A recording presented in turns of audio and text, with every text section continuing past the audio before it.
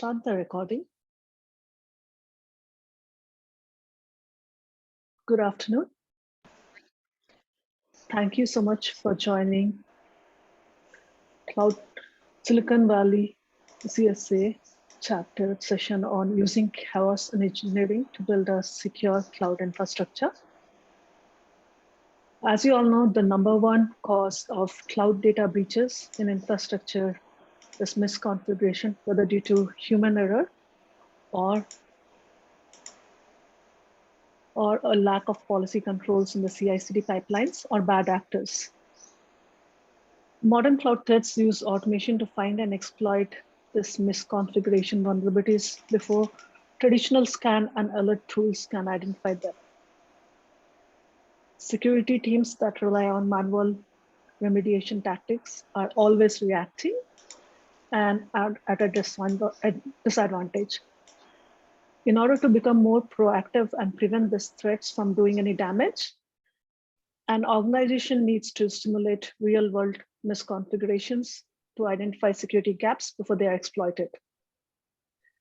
Today, we have our esteemed guest, Josh Stella, CTO and CEO of Fuge.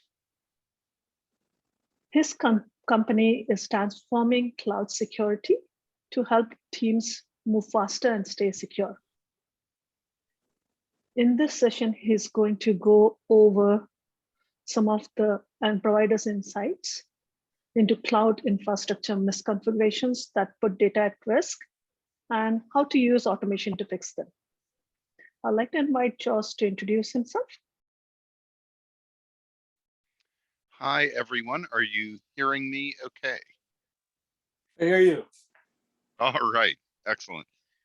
Are you seeing a shared screen with some slides on it? Indeed. Yes. Yes. Okay, good deal. So I'm going to go back to camera for a second here. So first of all, thanks for having me.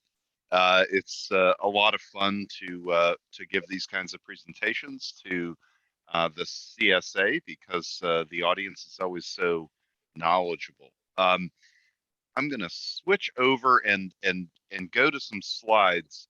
This is a little bit of a slide-heavy presentation. I usually spend most of my time at the console, but in talking about, let's go to that view. In talking about chaos engineering, it's important to kind of go through the concepts as well as show the actuals. As I was so nicely introduced, I am the CEO of Fugue. I am a longtime software architect and programmer, software engineer, going back numerous decades. So it's again, it's fun to be here. We try to create a little bit of fun when we do these things. And we know events are kind of few and far between anymore. So when we give presentations, we like to give away t-shirts to folks who can name the kind of geek culture, by which I mean stuff I like, backgrounds. So I'm going to change my Zoom background here. Let's see if I can get this to work properly. And the first person to tell me or to put in the chat that Sivia can see, so the chat to everyone, what the background is from, will win a t-shirt. Let me see. I'm going through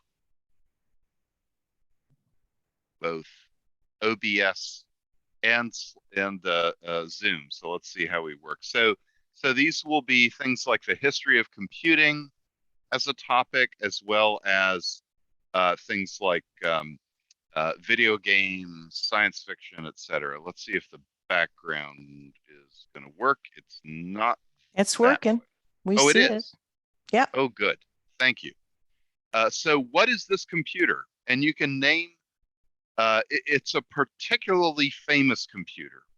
There is both the model and the particular one. It is an historic machine. Anyone know? Yeah, I think George was first in. Sivia, you're the judge. George was first with next. Yes, and in particular, this next cube, and I used to program on a next cube back in the day. To date myself even a little more, this particular one was Tim Berners-Lee's. This is the first web server in the world when he was at CERN. So a particularly cool next machine. All right, let's get into the actual topic and what we're going to cover today. So our agenda today, we're going to go over cloud misconfiguration risk. This is a precursor to getting into chaos engineering as it relates to cloud security, because cloud misconfiguration is the principal attack vector in cloud. And to understand what we are chaos engineering around, one first must understand what cloud misconfiguration is about. Then we're going to talk in a fairly pragmatic set of terms around how to introduce these ideas into your environments in kind of traditional Netflix style chaos engineering. They will run that stuff in production. You don't want to do that with cloud security chaos engineering, because you're opening security holes. So that's something you're typically going to do in test and build up through a CI/CD process. And then gaining buy-in and establishing trust is about getting your organization to appreciate why this matters. I'm going to do a brief demo of some chaos engineering. I'm going to break some stuff and open security gaps in my cloud infrastructure, and then I'm going to have some automation actually fix those things, which is what you want. And of course, it says Q&A at the end. These things are much better, in my opinion, if you just throw up questions along the way and interrupt. Go ahead and be rude. It's much more fun to get a dialogue than for me to monologue. Okay. So as we're getting started, is anyone familiar with chaos engineering as described by Netflix? Has anyone heard this before or done any of it? You can throw it in the chat or speak up.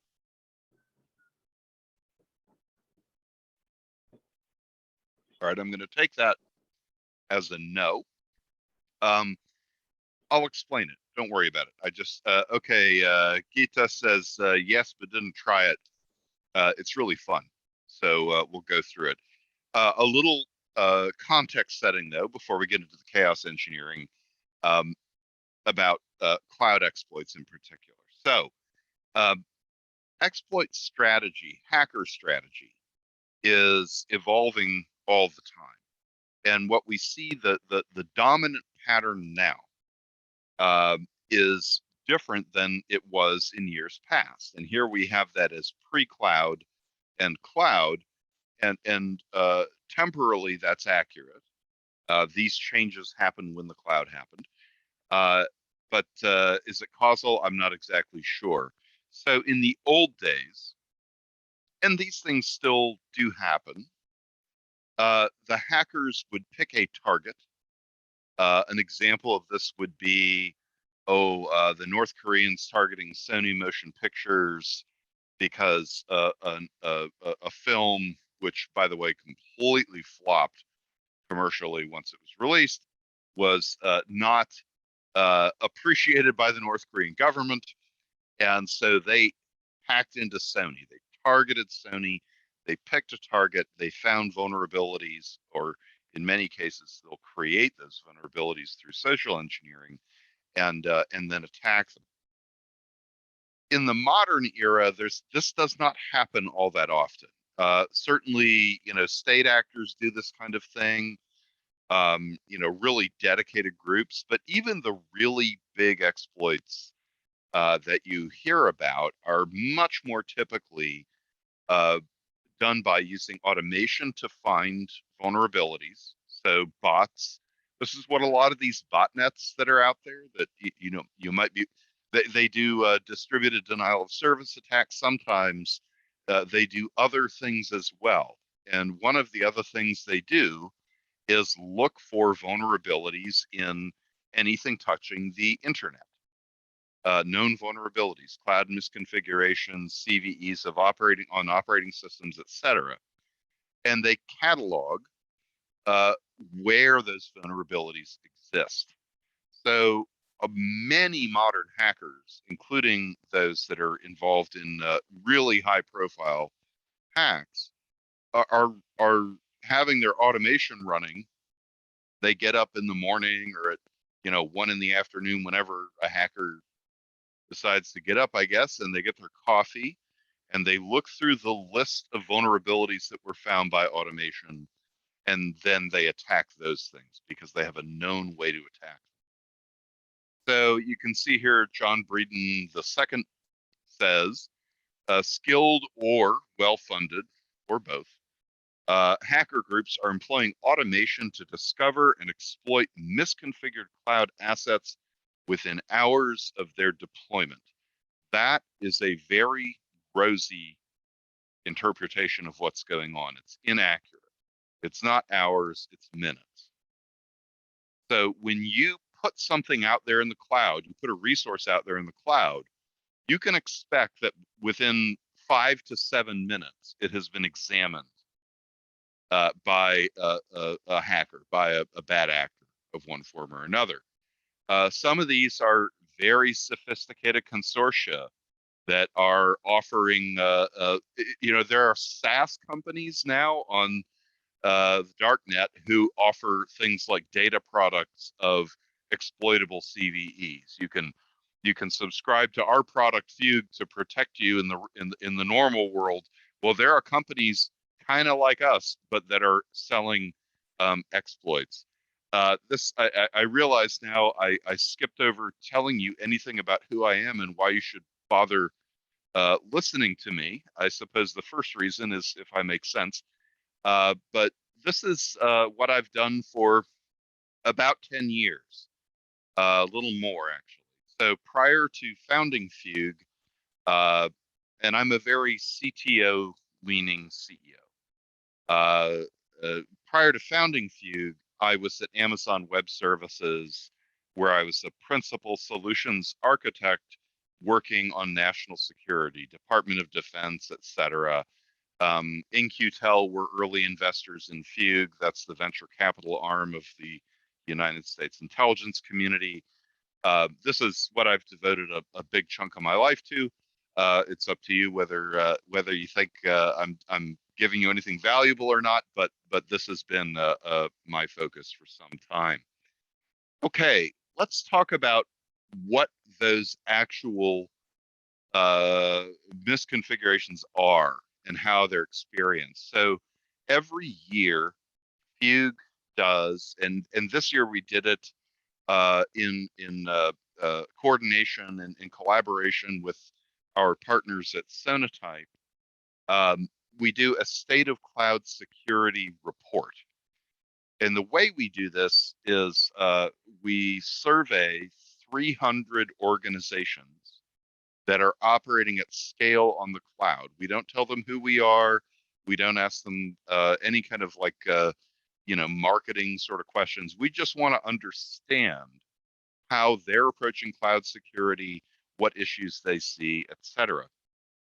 So this is the results of that survey from this year around which cloud services are most concerning as it relates to misconfiguration, which ones have the most misconfigurations. I was really pleased this year to see IAM at the top of the list at 41%. These are obviously not exclusive. You can answer, give multiple answers to this. IAM is definitely a massive attack vector in the cloud. And, that's in AWS and Google call it IAM. In Azure, its Active Directory, and what you need to be thinking about here is access granted from one resource to another through identity, and not just identity of human users. Primarily, what we're talking about here is the identity of cloud resources, which is often kind of how they talk to each other and forms a real network. Next in line, security group or firewall rules. This is what I'm going to show you today in the live part of this. I'm going to make a security group insecure and show you how automation can deal with this. Chaos engineering is really a form of testing your automation.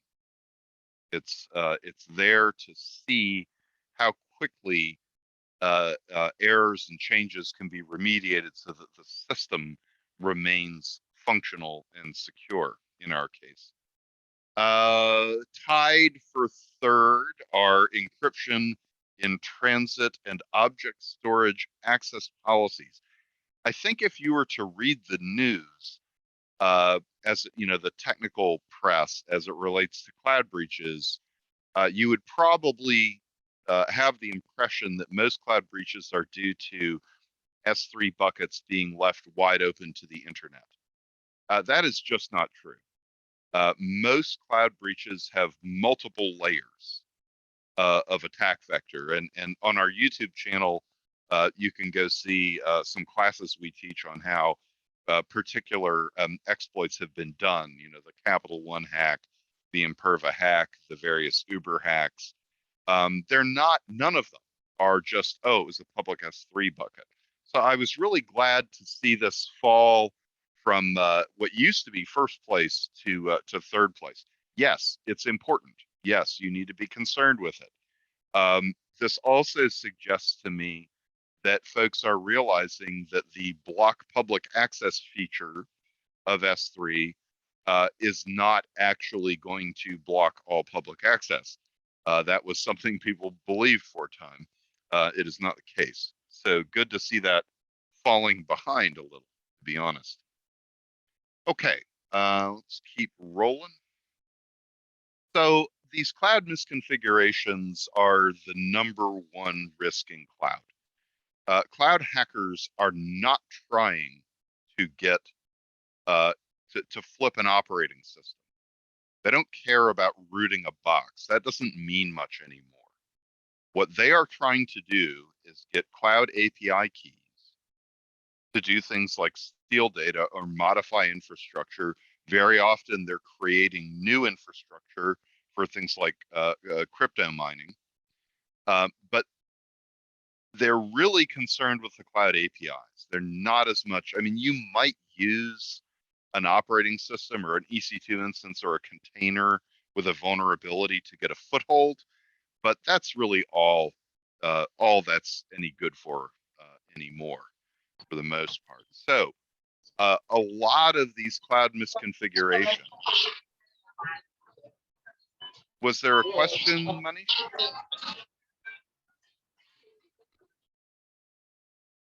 Okay. Thanks for muting. But feel free to ask questions.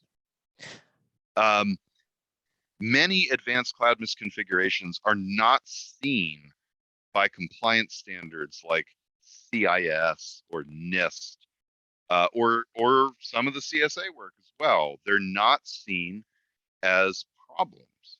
They're not seen as violations. The hackers are very clever, and they're exploiting things that seem safe. And therefore, those things in many organizations are not seen as vulnerabilities. So if you don't have a guide to tell you, hey, this is a dangerous configuration, I'll give you one example of an extraordinarily dangerous misconfiguration that most people think is fine. If you have an EC2 instance or a container that is running in your cloud infrastructure that has S3 list access, that is extremely dangerous. S3 list access for a human user who occasionally logs in, not that dangerous. But if you have something out there running that is actively doing list commands on S3, this is exactly how 700 buckets worth of data from Capital One were extracted without the hacker having to do too much discovery, because list is there. So that's an example of something that rarely gets caught. These things are really easy to miss, and they're really hard to find. One of my favorite G2 reviews of Fugue begins with, Fugue is going to hurt your feelings, in that we're going to show you a bunch of stuff that you thought was okay that's really not. Many of these are only apparent in the full context of the environment. So to use my example of S3 list attached to an EC2 instance, is an IAM policy existent in your account that has S3 list dangerous? Oh, not if it's just sitting there, but if it's attached to the EC2 instance, then it becomes dangerous. So that's what we mean by context of the environment. Okay, these things are very common. These misconfigurations are very, very common. Both when I was at AWS and of course now at Fugue, we just see this all day. It is really hard to get your hands around all of it. Of course, that's what I'm not trying to turn this into a pitch session, but that's what we spend our time on. Okay, let's keep going on why these security. Do you at Fugue provide a list of this common misconfigurations? Do you publish that? Boy, that's interesting. We don't actually have a publication of that. What we do is we build in rules that detect them. And there's a free version of the product you can use that will tell you much of this. We also build an open source project called Regula. It's at GitHub/Fugue, FUGUE/Regula, and that will check your Terraform and your CloudFormation templates for many of these misconfigurations.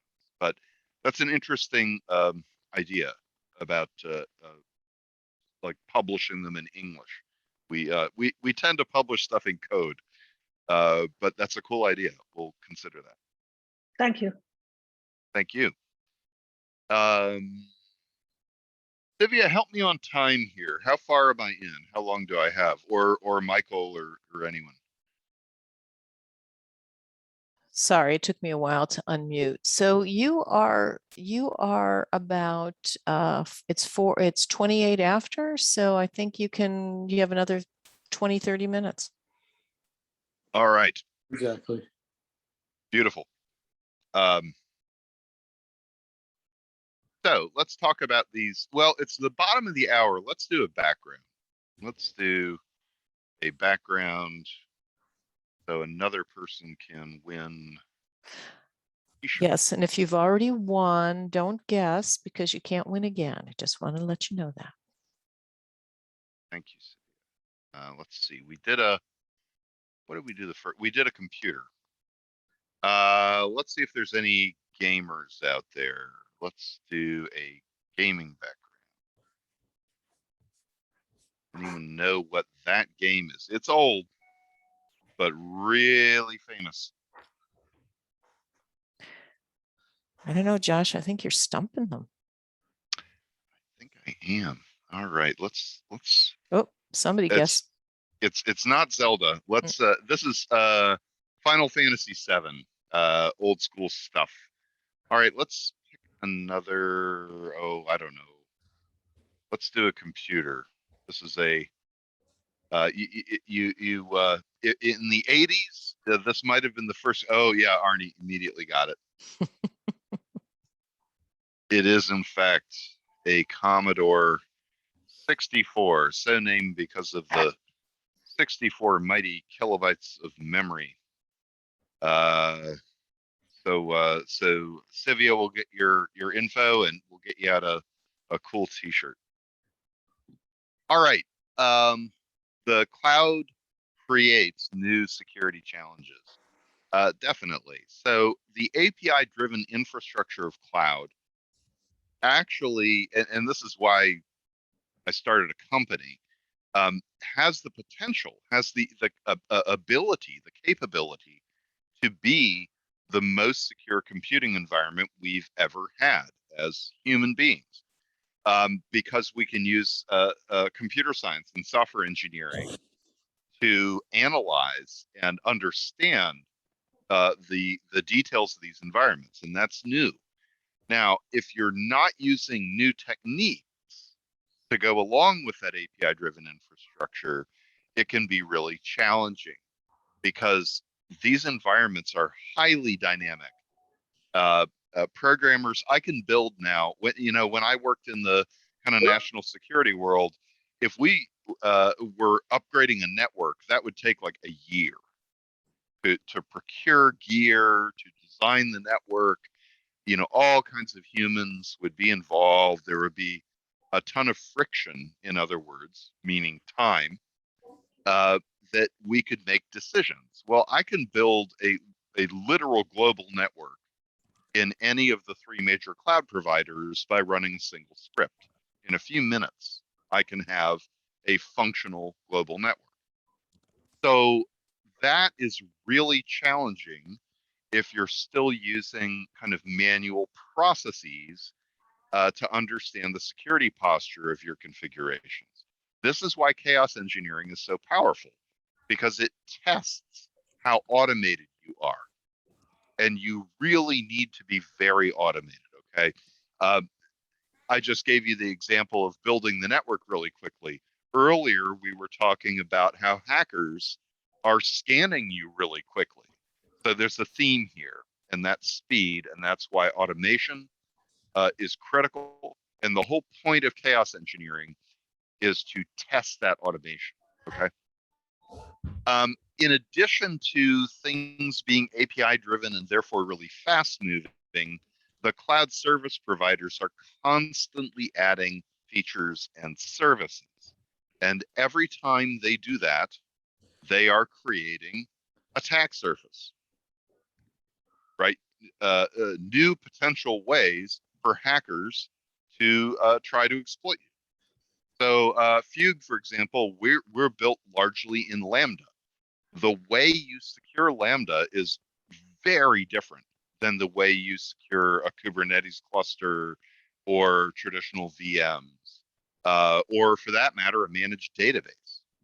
So as these new services are coming out, one example being a VPC network, a virtual private cloud network, is generally thought of in the old school way of thinking as a good thing for security. Well, with Lambda, it's actually a new attack surface. You're most of the time better off not putting Lambdas into VPC to eliminate the TCP/IP network attack surface.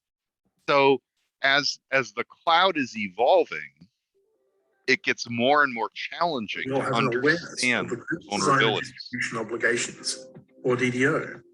Could we ask you to mute, please? Why product issuers can.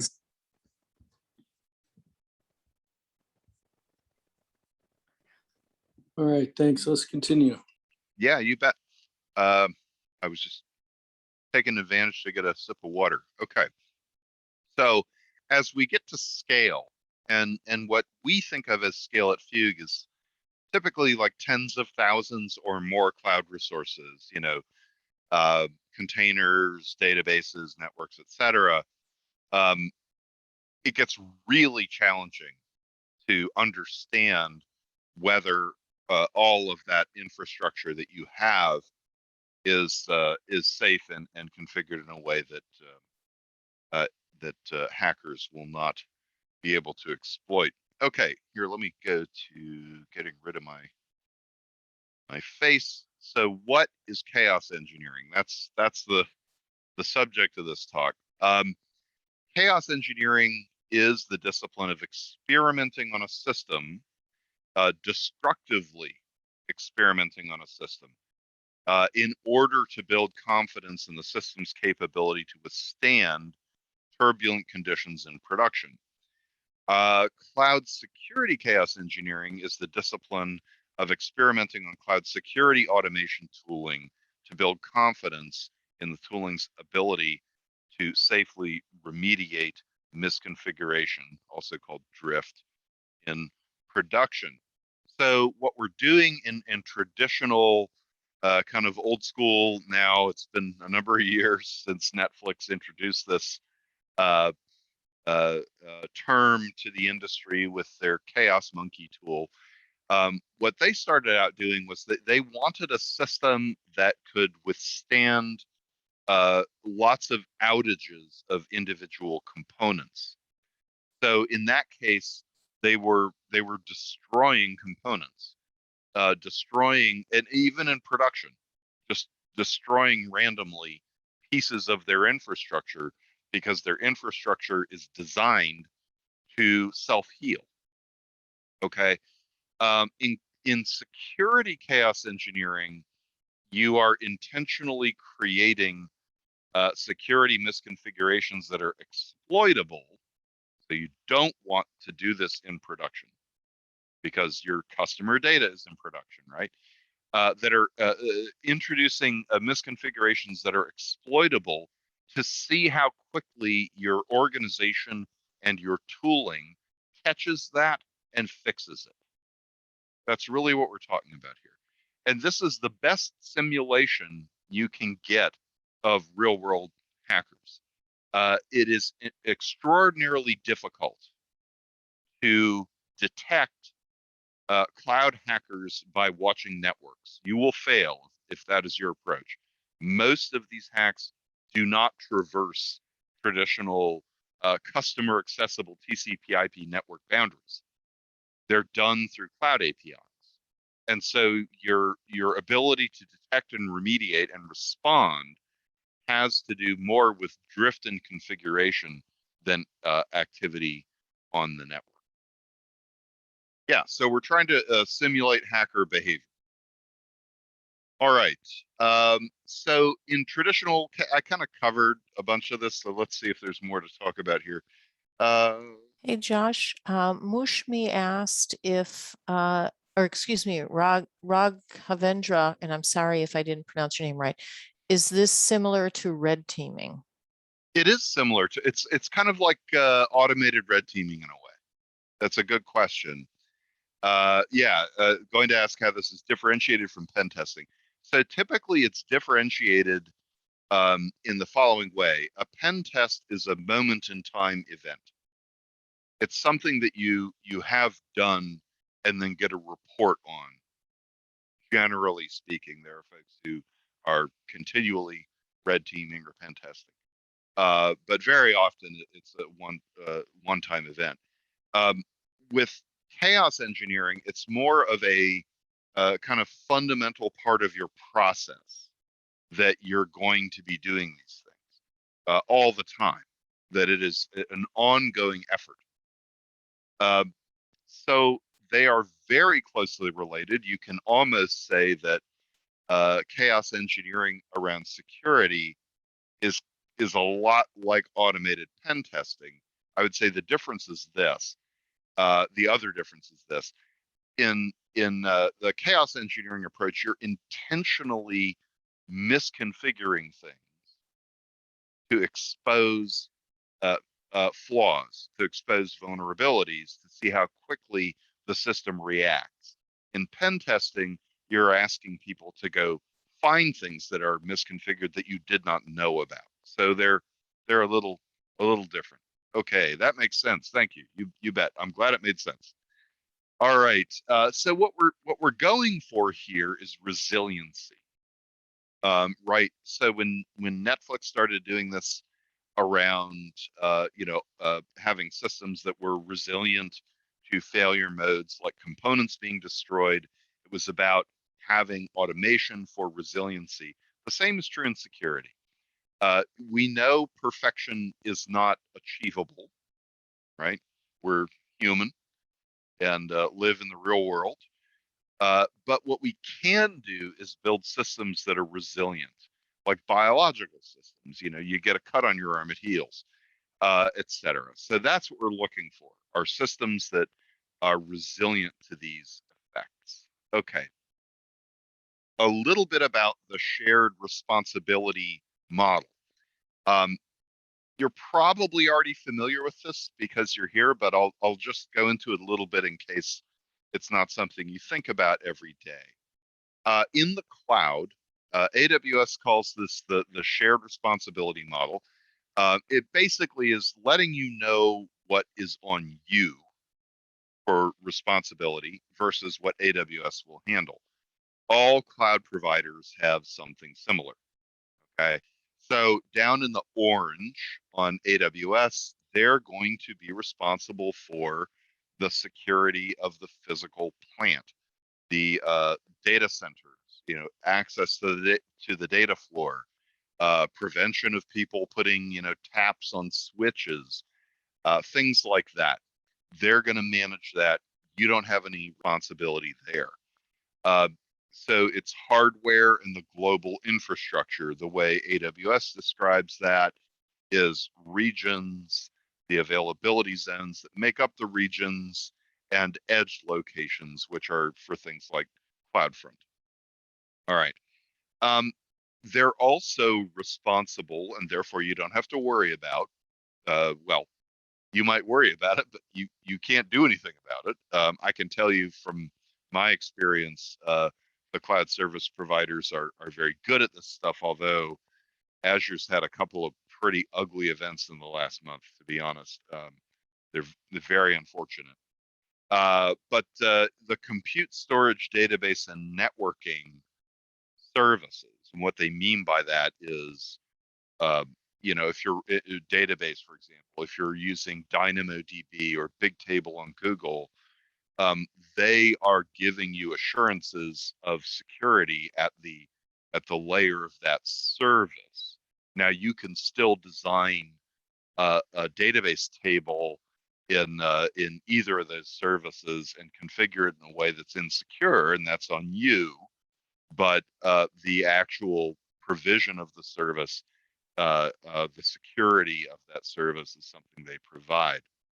And then the blue stuff is what's on you. And this is what you're going to be applying chaos engineering to, or pen testing for that matter, or any other set of security practices is on the stuff that you have. The truth is, on the cloud, most of it is on you. In the data center, all of it is on you. But in the cloud, most of it is still on you. The configuration of the services, the protection of your data, doing encryption properly, et cetera, et cetera. So when we are talking about chaos engineering, we're talking about, that blue bracketed stuff here. All right, so we believe that manual remediation just can't keep up with the bad guys. Humans are slow. So if the hackers are running automation, including huge botnets, to uncover what you've misconfigured, and your response to that is to log into a console, by the time you do that, they will have taken your data. So when you think about mean time to remediation, in the cloud era, it really should be measured in minutes, not hours or days. And that means automation. Humans are also quite error prone. We're really good at what we call intuition and creativity. We are terrible at consistently doing the same process over and again accurately. We're terrible at repeatability.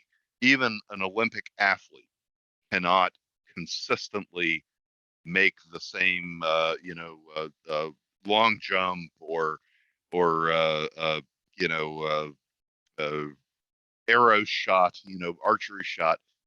We're just bad at this, and computers are good at it. So again, a vote for automation. And also, we're expensive relative to computers. So manual remediation is slow, it's error prone, and it's costly. It's really not what we believe is the right answer to this.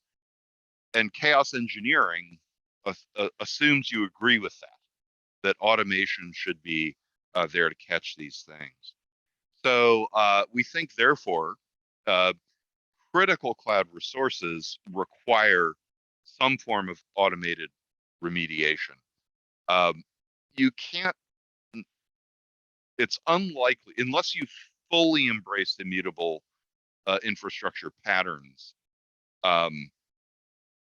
you probably can't automatically remediate everything in your environment, but you probably can build in automated remediation for things like networks and firewalls or security groups, access policies, the stuff that are really your principal defenses and the principal targets for hackers to go after.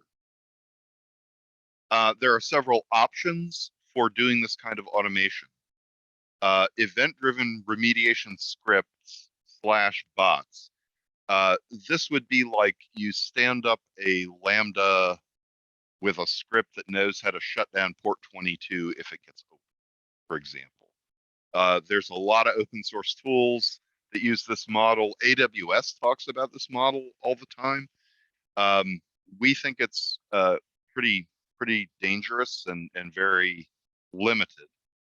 But you can do some things this way. All right, I'm going to stop because we have a question. It's difficult to run Chaos Monkey style testing for security in production. Yeah, don't do it for security in production. Doing it in pre-production will not really get us the desired outcomes, especially when security holes are exposed at scale. Any ideas to solve this issue? Yes, absolutely. What you're testing is your automation. You're not testing your environment, you're testing your automation. And so if you're running the same automation in your test environment and in production, you should be able to expect similar behaviors. So what you're really testing with chaos engineering for security in a test environment, and I'll show this. I'm gonna do all kinds of ugly things to a security group, and I'll show you some automation that will restore it to correct behavior. That's what you're looking for. You're checking if your automation works. Raghavendra, I hope I pronounced your name properly, says, so this approach is basically testing guardrails.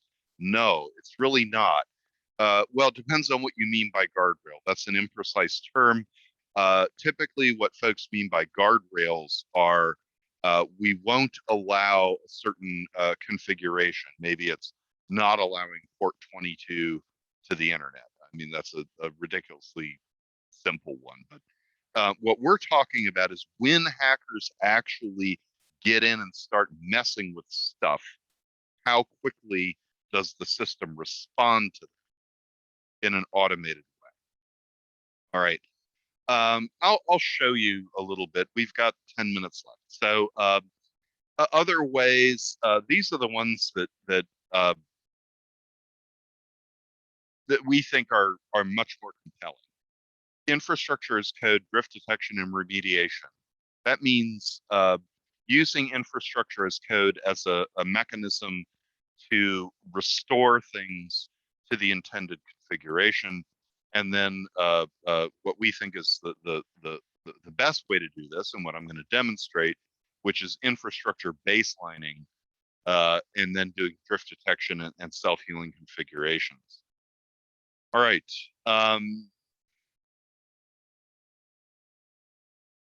We're getting a little low on time, but yeah, I should drill into a couple of things here. So one of the problems with having a kind of bag of scripts approach to this, a Lambda function that shuts down a dangerous port or something like this, is very often these things can yield unintentional destructive actions. So there's a financial company that we work with who told us a story about a vendor that has bots that will go and try to fix what the bots see as dangerous configurations. And those bots literally destroyed their DNS servers because they saw them transacting too much on DNS ports, and that's a common method of data exfiltration for bad guys. So there are real dangers in doing these things. They give a false sense of security. So a lot of things that are not covered by your scripts, hackers will try to exploit, and that really does erode trust. So what do we recommend that you do? It says here, create a test cloud environment that replicates production. You are not going to replicate the scale of production, but that should not matter in this case. What we're talking about here in replicating production is replicating the defensive automation, replicating the security automation. So whether you have, in production, Fugue will run 1 billion evaluations a day using lots and lots and lots of lambdas. We're not doing that in our test environment because we're not managing millions of resources for our customers in our test environment. But our security automation is identical. And so it doesn't matter how many lambdas we're running. What matters is what happens if a security violation occurs to any of them. Okay, so that's what we mean by replicating production.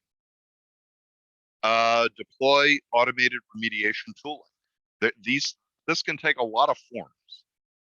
It's a big and complex subject. The industry is still sorting out the different approaches that are successful. I'll show you one in a little bit here.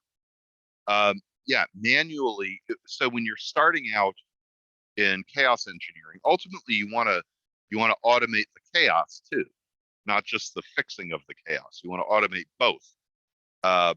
But initially, it's fine to do it manually, to go into a console and just break stuff and see how your system responds.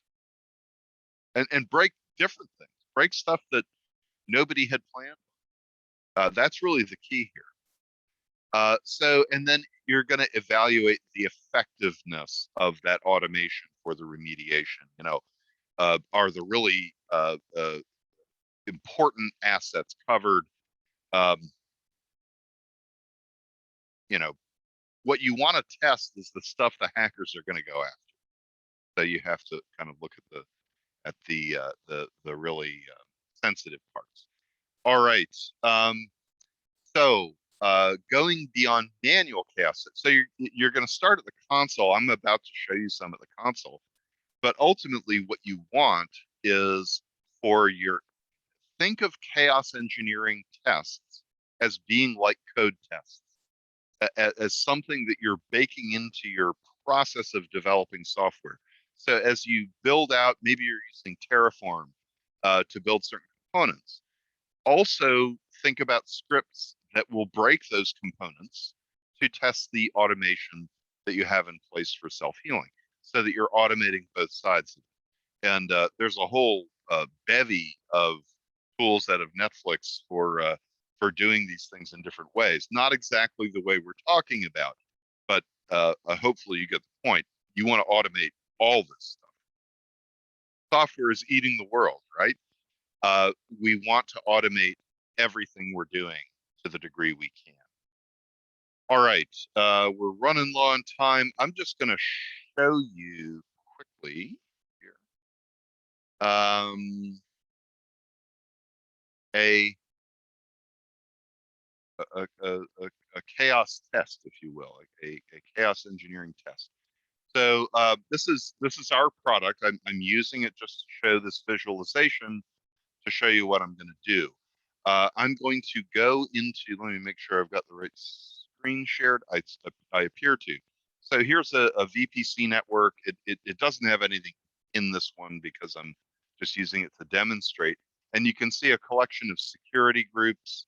I want to focus on this demo app ELB security group. So here it's got some particular ingress rules. I'm going to break this in a very dangerous way.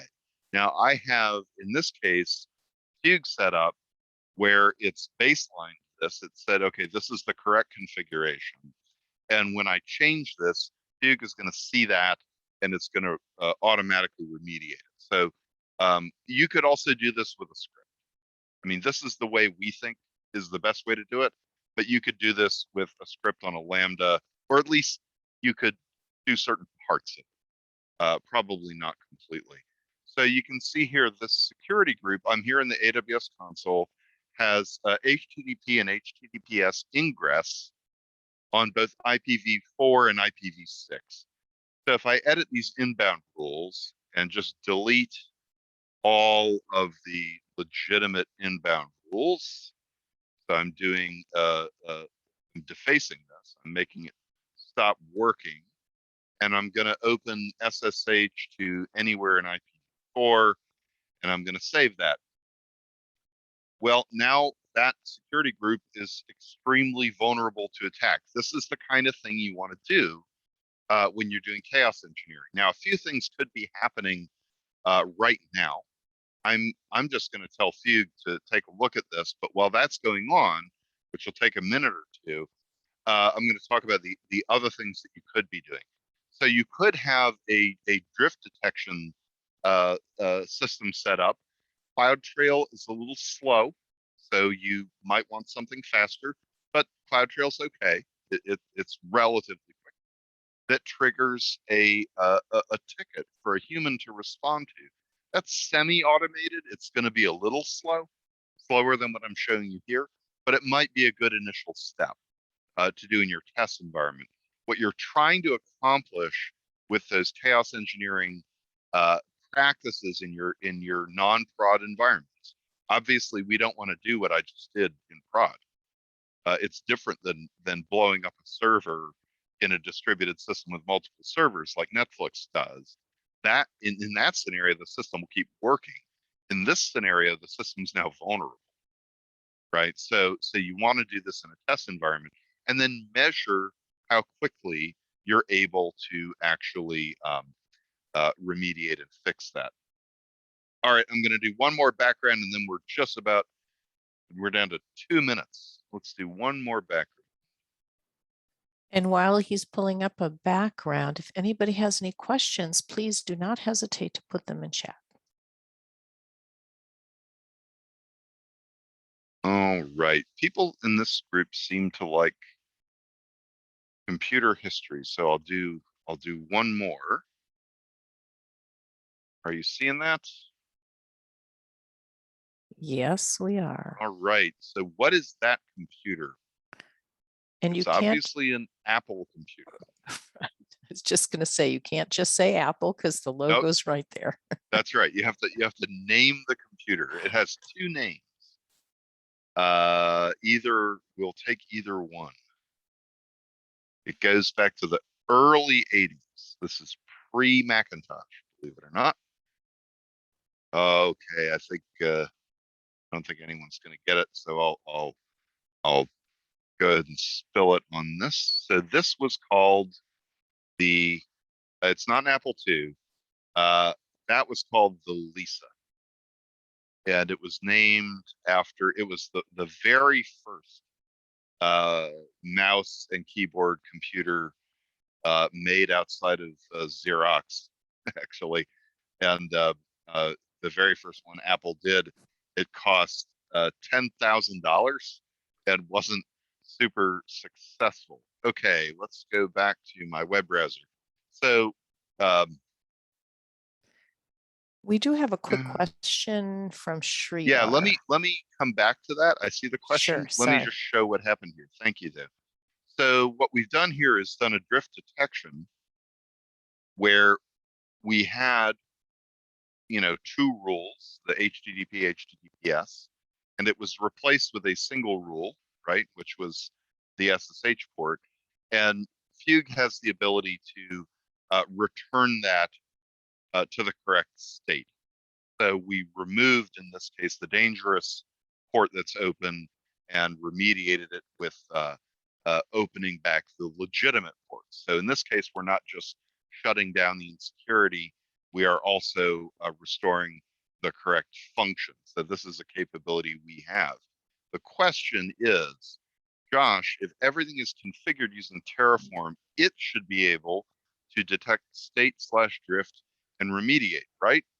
Any Josh, we just particular? see a blank whiteboard, just by the way. Oh, I'm not sure if no. that's what we're supposed to see or not. There we go. Oh boy. Are you seeing a web browser now? Yes, we You are. can see Thank it you. now. All right, let me just show you here. So Fugue detected this drift. I hit the wrong button. Sorry about that. Over on the left here was the correct configuration. On the right here is opening port 22 to the world. And then what Fugue did here, you can see we remediated it in an automated way and reverted that back. So we closed the dangerous port and reopened the correct port. I apologize for hitting the wrong button there. So so should Terraform just be able to do this? It's really dangerous to do that. Terraform state files are easily confused by changes in the running environment, is the short answer. There are many ways to break your system by just reapplying Terraform to it. In some cases, it might work. In many cases, it will not. Also, keep in mind that with Terraform or CloudFormation, very often those configurations, those scripts, those templates, if you will, are only configuring a piece of the infrastructure. So you might be deploying some compute, a container cluster with one Terraform script and have a different one that's deploying the network that it dropped into. This is where those tools can get really dangerous to use in that way, because they're not aware of the whole context. The state file associated, for example, in Terraform with that compute deployment is largely unaware of other things in the environment. So it can be done, but be really, really careful, because it's pretty easy to blow things up that way. All right, I think I'm even 2 minutes over, so I'm gonna stop here and hand it back over to CSA. Thank you so much for giving us the time to present. If there are any additional questions, feel free to fire them off. Or here, I'll just put my that's my email address. Feel free to reach out to me as well. Thank you, Josh. Thank you, Josh. This was a very informative session. We'll upload the video on YouTube channel shortly. Thank you. Thank you, Thanks all. everyone, for joining us. We'll see you next time. Have a great rest of your day and evening. Bye, everyone. Bye-bye.